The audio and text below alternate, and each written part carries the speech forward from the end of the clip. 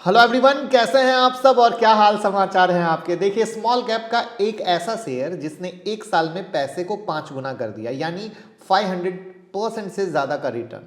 और चार्ट से आप देख सकते हैं, आज से करीब एक साल पहले शेयर 450 के पास ट्रेड कर रहा था और अभी जब मैं शूट कर रहा हूं तो इसकी कीमत 2850 के पास है। और इतना ही नहीं, खबर यह भी है कि इसी महीने के लास्ट तक इस कंपनी का शेयर स्प्लिट हो सकता है। आप में से काफ़ी लोगों की क्वेरी आ रही थी कि सर इससे दोस्ती कराइए, क्या है कहानी, स्प्लिट होने के बाद लेना है कि नहीं लेना है, किस तरीके से फ्यूचर रहेगा। और आप कहें और हम न माने, ऐसा हो ही नहीं सकता है। तो मैं मुकुल अग्रवाल आपका आप ही के यूट्यूब चैनल में स्वागत करता हूं। जो भी नए लोग हो चैनल को सब्सक्राइब करें, बेल आइकॉन हिट करें, तभी आपके मोबाइल पर नोटिफिकेशन आ पाएगा जिससे कोई भी वीडियो मिस नहीं हो। आप लोगों की डिमांड पर टेलीग्राम में अब चौथी बुक डाल दी गई है, वो भी हिंदी में। जी हाँ, फंडामेंटल एनालिसिस की बुक हिंदी में। तो टेलीग्राम पर अब शुरू हो चुका है, चौथी बुक के बाद पांचवी बुक भी आएगी। तो टेलीग्राम ज्वाइन कर लीजिए, लिंक डिस्क्रिप्शन में है। और ट्विटर पर अब हम शुरू करने वाले हैं टेक्निकल एनालिसिस के चार्ट, यानी कोर्सेस, हर दिन कुछ नया। तो टेलीग्राम और ट्विटर लिंक डिस्क्रिप्शन में है, जुड़ जाइए, पूरा फायदा लीजिए और भाई को प्यार दीजिए।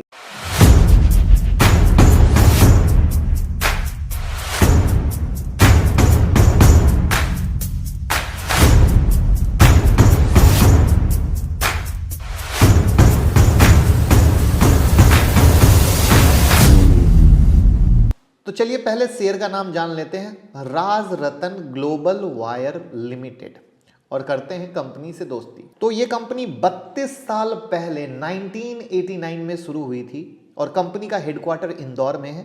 Company tyre Beed wire segment से रिलेटेड प्रोडक्ट बनाती है, जैसे Beed wire, high carbon steel wire. China को छोड़कर ये कंपनी एशिया की सबसे बड़ी बीड वायर मैन्युफैक्चरिंग कंपनी है।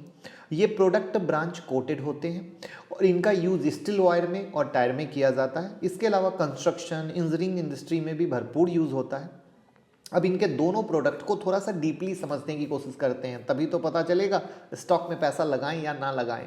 टायर बीड वायर इंडेक्स का यूज हर तरह के ऑटोमोबाइल टायर में किया जाता है, साथ ही साथ अर्थ मूविंग इक्विपमेंट और एयरक्राफ्ट में भी इनका यूज होता है, क्योंकि ये काफ़ी ज़्यादा मजबूत होते हैं और ड्राइविंग के टाइम वाइब्रेशन को कम कर देते हैं।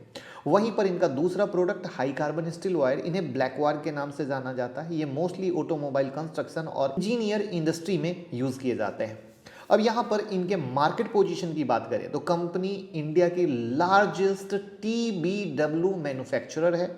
ये देश के 50% मार्केट को कवर करती है। इंडिया के अलावा इनकी मैन्युफैक्चरिंग यूनिट थाईलैंड में भी है, वहाँ भी 50% मार्केट को कवर करते हैं। देश में टायर मैन्युफैक्चरर से इन्हें लॉन्ग टर्म प्रोजेक्ट मिलता है, क्योंकि ये क्रिटिकल पार्ट बनाते हैं। तो इन्होंने इस इंडस्ट्री में एक जबरदस्त एंट्री बैरियर क्रिएट किया हुआ है, जिसका ये फायदा ले रहे हैं। फाइनेंशियल ईयर 2021 के Q3 रिजल्ट के मुताबिक इनके 85% कस्टमर इसलिए 5 सालों से इनके साथ जुड़े हैं क्योंकि ये एक बेहतरीन सर्विस दे रहे हैं। और कस्टमर सेटिस्फैक्शन कितना इंपॉर्टेंट होता है किसी भी बिजनेस में, ये आप समझ सकते हैं। तभी तो इतने सारे कस्टमर 5 साल से ज़्यादा जुड़े हुए हैं। साथ ही साथ ये अपनी services India, Italy, USA, south Korea में भी देते हैं।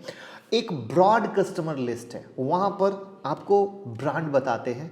इंडियन क्लाइंट की बात करें तो Apollo tyre, ATG, Birla tyre, CEAT, MRF, Balkrishna जैसे।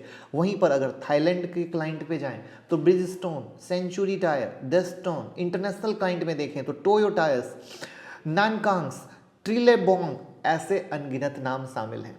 और नाम भी छोटे नहीं, काफ़ी बड़े। प्रेजेंटली कंपनी के पास 2 मैन्युफैक्चरिंग फैसिलिटी है, एक इंडिया में मध्य प्रदेश में जिसकी कैपेसिटी 72,000 टन पर ईयर है, दूसरी थाईलैंड में जिसकी कैपेसिटी 40,000 टन पर ईयर है। यानी इनके टोटल अगर हम देखें कंबाइंड कैपेसिटी की तो 1,12,000 टन पर ईयर ये कैपेसिटी लेकर बैठे हैं। 2019 में इनकी कुल कैपेसिटी 62,000 थी, यानी डबल किया अपनी प्रोडक्टिविटी को। यही तो है राज। रेवेन्यू ब्रोकअप, कंपनी का 90% से ज़्यादा रेवेन्यू बीड वायर से जनरेट होता है, 10% दूसरे प्रोडक्ट से। इंडिया से 66% का रेवेन्यू, रेस्ट ऑफ वर्ल्ड से 34% का।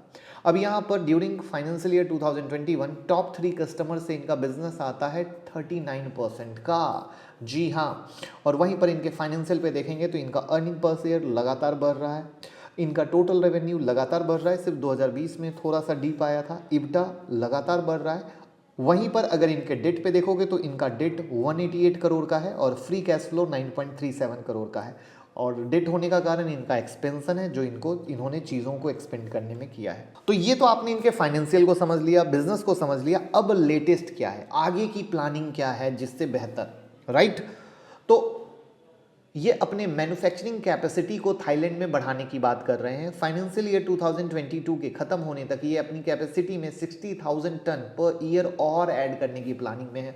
और ऐड कंपनी ने अभी हाल में ही तमिलनाडु के पास 25 एकड़ की जमीन रेंट पर ली है। वहां company Beed wire manufacturing facility setup करने के प्लान में है, जिसके लिए कंपनी ने 300 करोड़ रुपए की इन्वेस्टमेंट की प्लानिंग की है। मैंने कहा ना, ये सिर्फ प्लानिंग में है, जो चीज़ बेहतर कर सके। और एक न्यूज़ है जो है कि कंपनी के बोर्ड ऑफ डायरेक्टर ने कहा है कि 28 जनवरी 2022 तक कंपनी का शेयर स्प्लिट हो सकता है। और ये भी एक बिग न्यूज़ है, क्योंकि शेयर हो चुका है महंगा, स्प्लिट होगा सस्ते, रिटेल वाले ज़्यादा से ज़्यादा आएंगे। सितंबर 2021 में कंपनी का नेट प्रॉफिट लगभग 32 करोड़ के पास था, 2020 में 13 करोड़ के पास, यानी जबरदस्त नेट प्रॉफिट में उछाल है। सेल्स में 73% का ग्रोथ है, जिसके कारण मार्केट में कंपनी को लेकर काफी पॉजिटिव सेंटीमेंट्स है। साथ ही मैन्युफैक्चरिंग फैसिलिटी एक्सपेंशन मार्केट में इनके सेंटीमेंट्स को बहुत बूस्ट दे रहा है।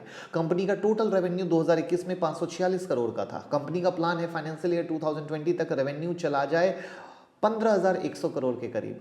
तो यह एक बहुत बड़ी बात है, इतना ज़्यादा सोचना, बट देखना है किस तरीके से क्या कर पाते हैं और किस तरीके से कर पाते हैं। बाकी कंपनी को अपने इन्वेस्टर पर भरोसा है। अब इन्वेस्टर को कंपनी पर भरोसा है, तभी स्टॉक ने इतना अच्छा परफॉर्म किया है।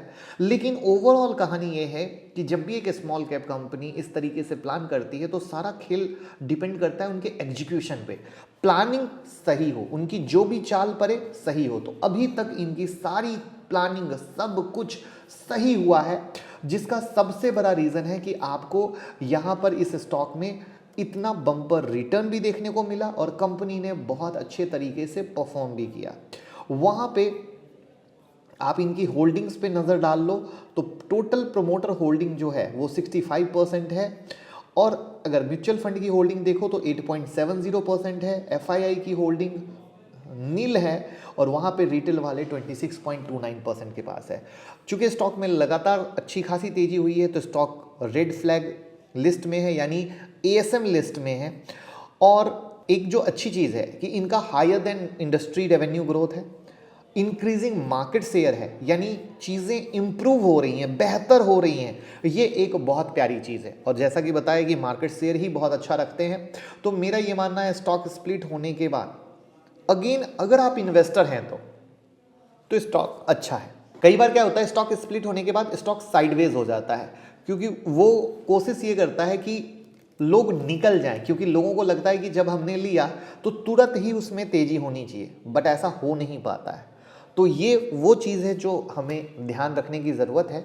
और ओवरऑल जैसे जैसे इनका प्लान, इनका एग्जीक्यूशन बेहतर होता जाएगा, स्टॉक परफॉर्म करेगा ही, क्योंकि स्मॉल कैप के शेयर में ग्रोथ की बहुत ज़्यादा संभावना होती है।